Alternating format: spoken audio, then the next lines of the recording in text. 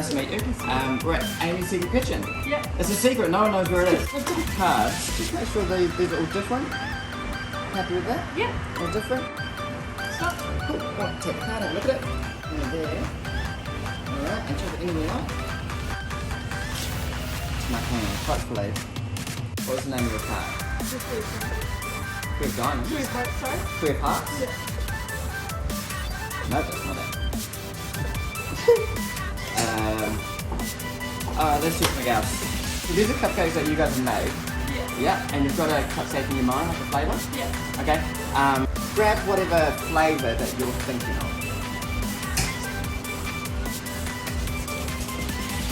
And what, that is beautiful, that is Lemon. lemon. Yeah. You're thinking of lemon. And you took a card at the very start. Yeah. Yeah. Take off the top. Did you bake that? There's a bit of paper inside. Can you take out that piece of paper?